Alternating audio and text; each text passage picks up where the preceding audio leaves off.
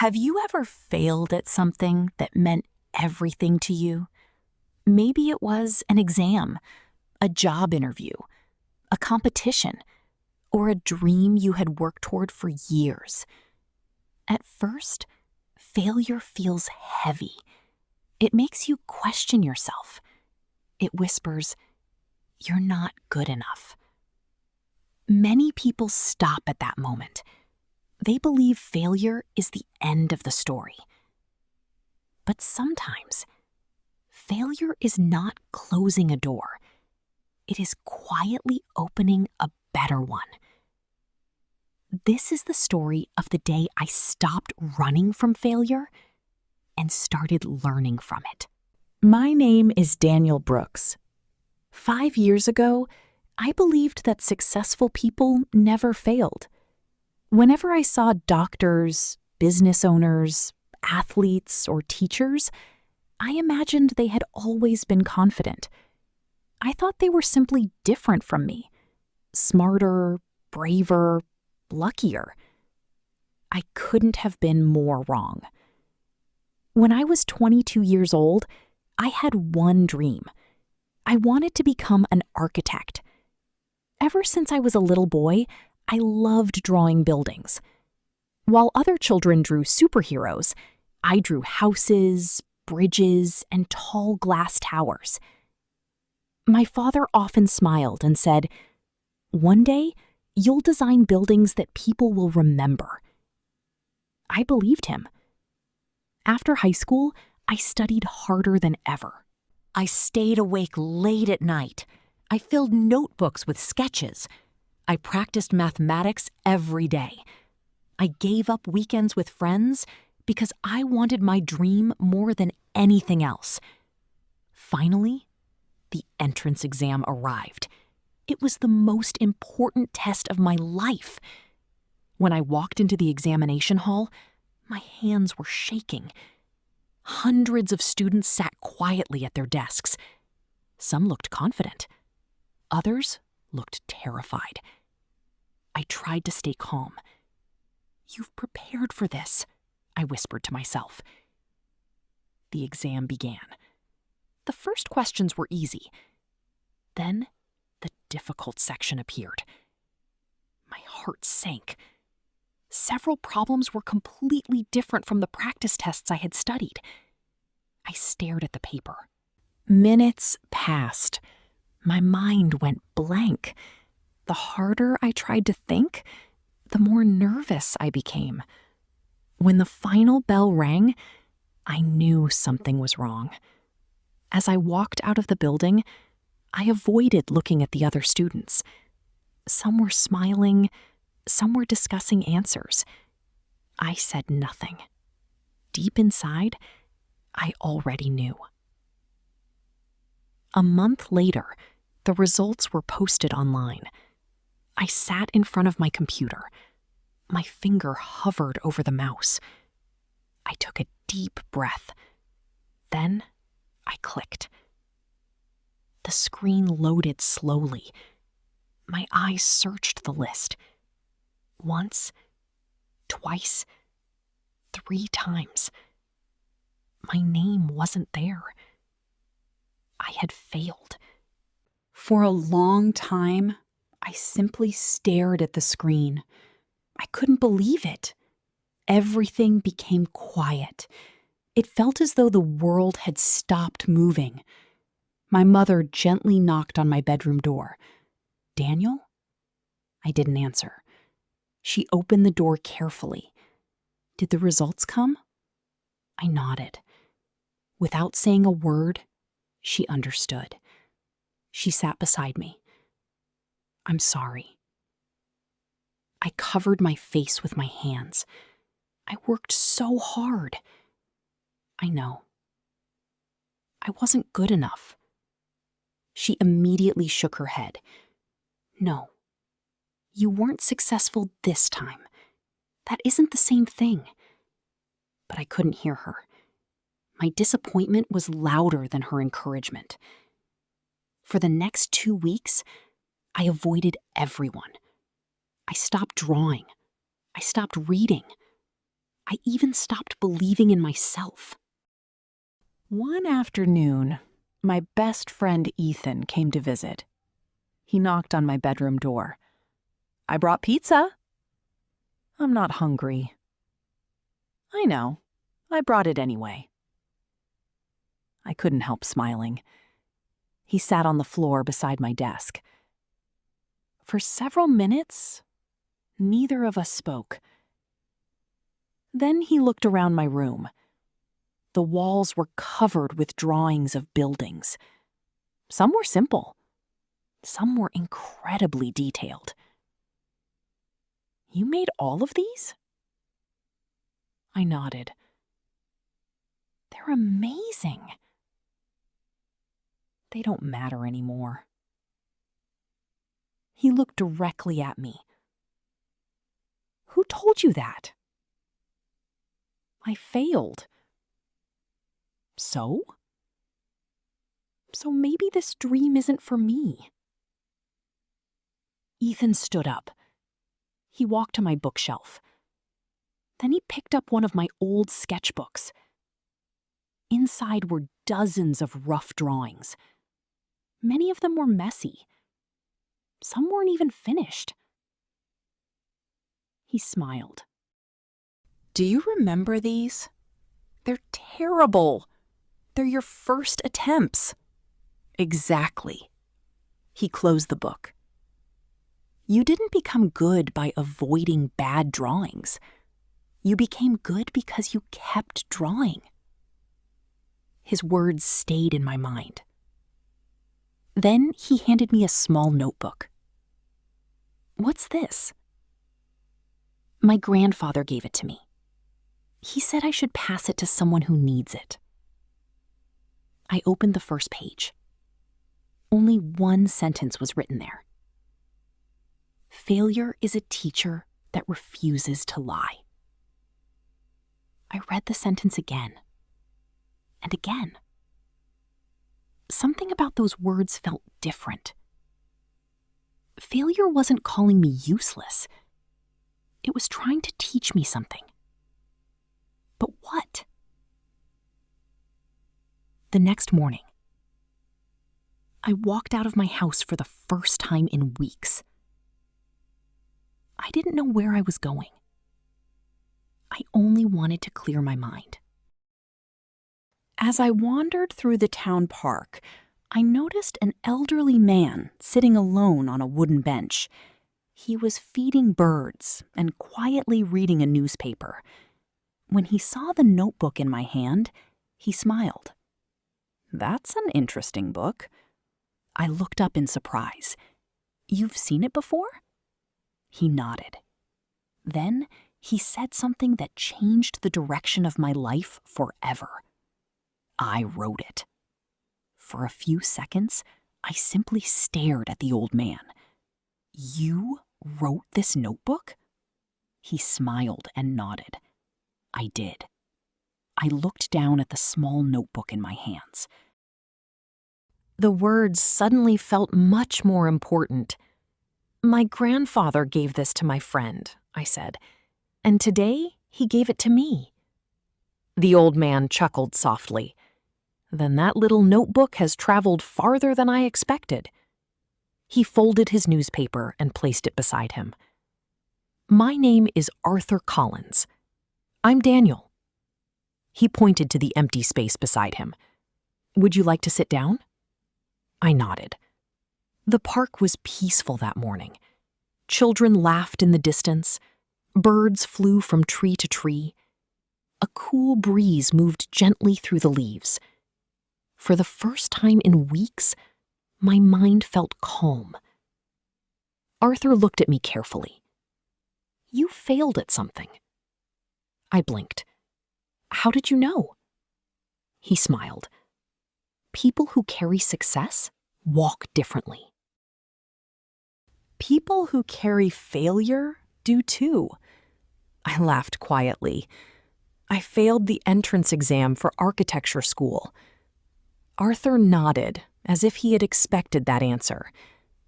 "And now you believe your dream is over."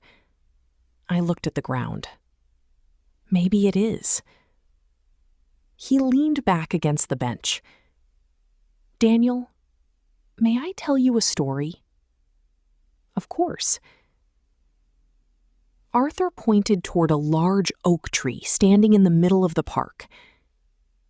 Do you see that tree? Yes.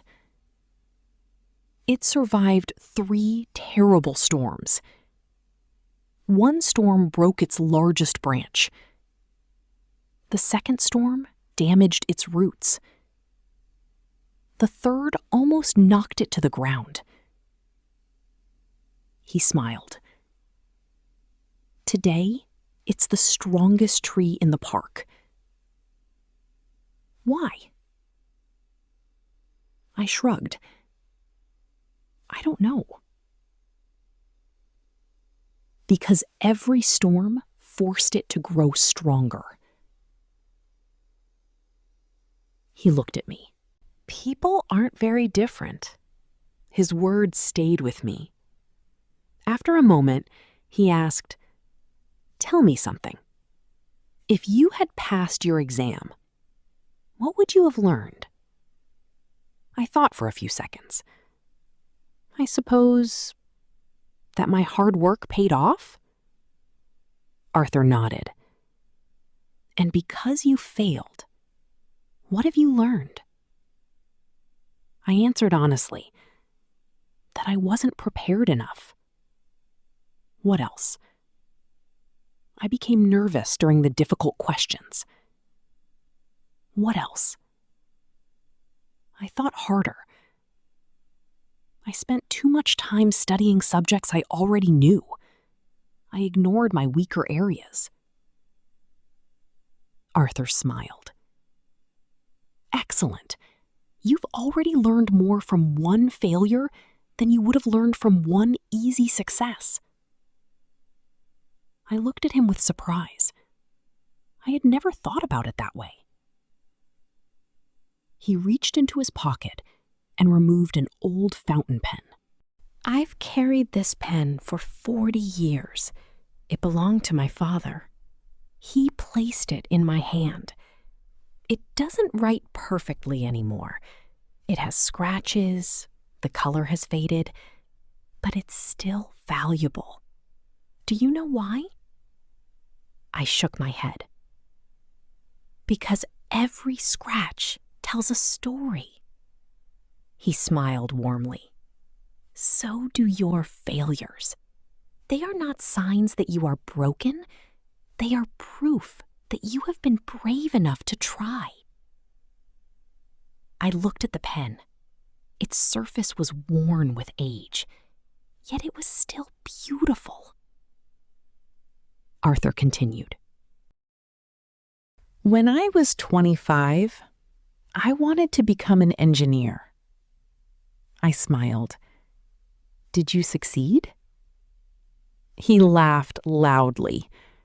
No, I failed the entrance exam. I couldn't believe it. You too? Oh, yes. And not just once. I failed twice. I stared at him. What happened after that? I almost gave up. But instead, I started asking better questions. Not, why did I fail? But, what is failure trying to teach me? Those words settled deep inside my heart. Arthur stood up slowly. Come with me. We walked across the park until we reached a small bridge. Below us, a river flowed peacefully. He pointed toward the water. Look at the river. What do you notice? It keeps moving. Exactly. Now, imagine the river stopped every time it hit a rock. There would be no river. It keeps flowing because it finds another way. He smiled. life works the same way. Obstacles don't exist to stop you.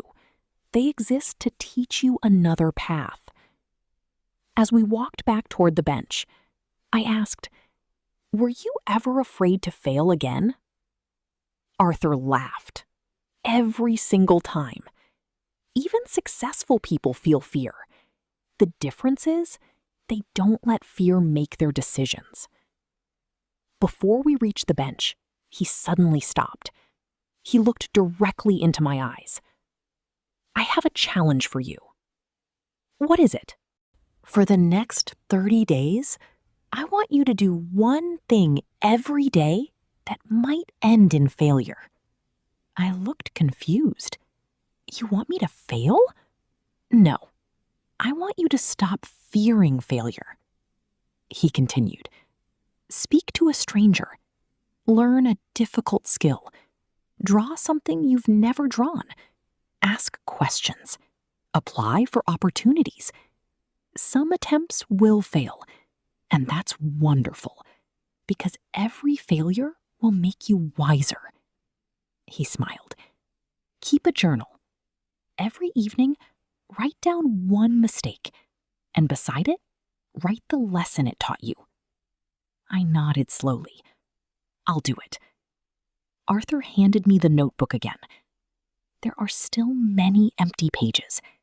They belong to you now." That afternoon, I returned home. For the first time in weeks, I opened my sketchbook. Instead of trying to draw the perfect building, I drew 5 terrible ones. Then I laughed, because each drawing was better than doing nothing.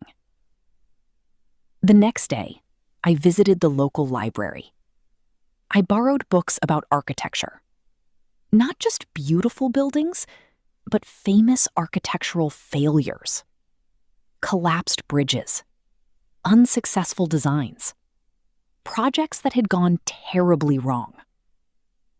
Each mistake had taught engineers something valuable. Each failure had made future buildings safer. Suddenly, failure no longer looked like an enemy. It looked like a teacher. 1 month passed. My journal filled with mistakes. Some days I failed to solve difficult math problems. Some days my drawings looked awful. Some days I made embarrassing mistakes while speaking English. But every evening, I wrote one lesson beside each failure. Slowly, something incredible began to happen. I stopped asking, "What if I fail?" Instead, I started asking, "What will I learn?" Then, one Friday afternoon, a large envelope arrived at my house. It had the logo of the National School of Architecture printed across the front. I stared at it. My hands began to shake. I had never applied there. Slowly, I opened the envelope. Inside was a letter that would change my life forever. I stared at the envelope. My heart was beating so fast that I could hear it. I carefully unfolded the letter. At the top, I saw the name of the National School of Architecture. I whispered to myself, "This can't be real." Then, I began to read. "Dear Mr. Daniel Brooks, we are pleased to invite you to attend our Young Designers Workshop. One of your architectural sketches has been selected by our review committee. We believe you have great potential and would like to meet you in person. The workshop will take place next month. We hope to see you there." I read the letter again, then a third time. I couldn't believe it. A few weeks earlier, I had felt like the biggest failure in the world, Now someone believed in my work. I ran downstairs. "Mom!" She looked up from the kitchen. "What happened?" I handed her the letter. She read it slowly. Then she smiled so brightly that tears filled her eyes. "I told you, one failure doesn't decide your future." That evening, I called Ethan. "You won't believe this." When I told him the news, he laughed. "I knew something good would happen." "How?" "Because you finally stopped feeling sorry for yourself and started learning." His words reminded me of Arthur. The next morning, I returned to the park. Arthur was sitting on the same bench, feeding the birds. "I got accepted into a workshop." He smiled before I even finished speaking. "I know." I looked surprised. "You knew?" "I hoped," he laughed. "Sit down." I sat beside him. "I have another question for you." "What is it?"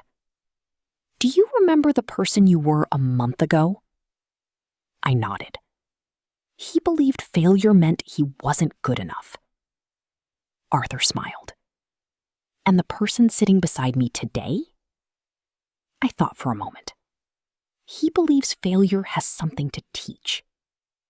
Arthur nodded proudly. "That's the difference. The workshop is only a reward. The real success already happened." I looked at him. "What do you mean?" "You changed the way you think. And when your thinking changes, your life begins to change too." A month later, I arrived at the National School of Architecture. Students had traveled from all over the country. Some were older than me. Some had already won design competitions. At first, I felt nervous again. They're all better than I am, I thought. Then I remembered something Arthur had said. Don't compare your beginning to someone else's middle. I smiled. During the first activity, each student had to present a design. When my turn came, I stood before the group. Months earlier, I would have been terrified. Now, I still felt nervous, but I spoke anyway. I explained my ideas. I described my mistakes. I even pointed out what I would improve.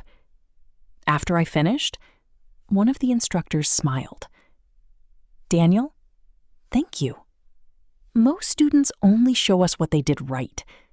You showed us what you learned. That's what real designers do." Those words filled me with confidence. For the rest of the week, I asked questions. I accepted criticism. I learned from every suggestion. Instead of hiding my mistakes, I studied them. At the end of the workshop, the director called me into his office. "I've been watching your progress. You don't know everything." I laughed. "That's true. But you have something more valuable."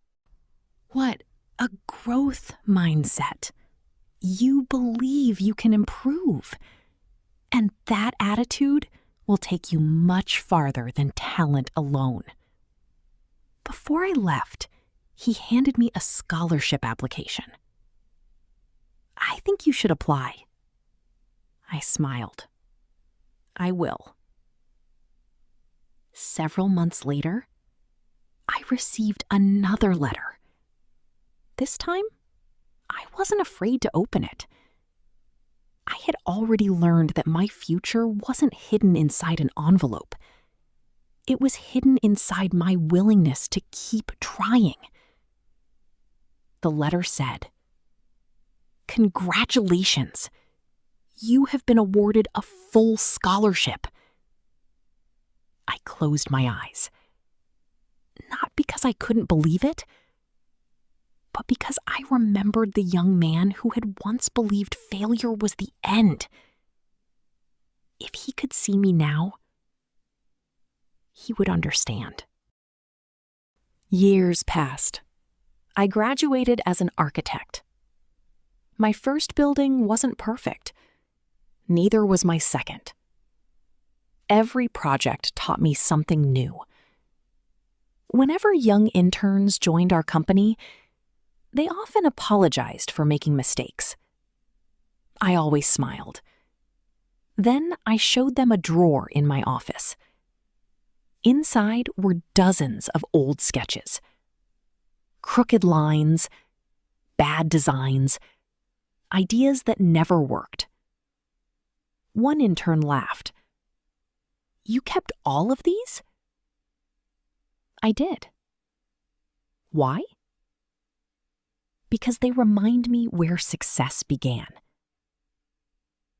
I pointed to the very first drawing. It was messy, uneven, almost childish. If I had been afraid of drawing badly, I would never have learned to draw well. One afternoon, I visited the old park again. Arthur was no longer there. The bench was empty. A park worker noticed me looking around. "Were you looking for Mr. Arthur Collins?" "Yes." He smiled gently. "He passed away last winter." For a moment, I couldn't speak. The worker handed me a small envelope. "He asked us to give this to you if you ever came back." With trembling hands, I opened it. Inside was a single page. It read, "Dear Daniel, if you are reading this, then my time has ended. But yours is still beginning. Remember this. Success will make people admire you. Failure will make you stronger. Never chase a life without mistakes. Chase a life filled with learning. And whenever you meet someone who feels defeated, tell them my favorite sentence. Failure is not your enemy. Failure is your greatest teacher. Live bravely, keep learning, and never stop building. Your friend, Arthur Collins." I folded the letter carefully and looked toward the river. The water still flowed around every rock, just as Arthur had taught me. It never stopped because of an obstacle. It simply found another way forward. That day, I finally understood. Failure had never been standing in my way. It had been walking beside me all along, helping me become the person I was meant to be. Thank you for listening. If this story inspired you, please like this video, share it with someone who feels discouraged, and subscribe to Fluent English Hub for more original English stories that help you improve your English while learning meaningful life lessons. And always remember, the people who achieve great things are not the ones who never fail. They are the ones who never stop learning from failure.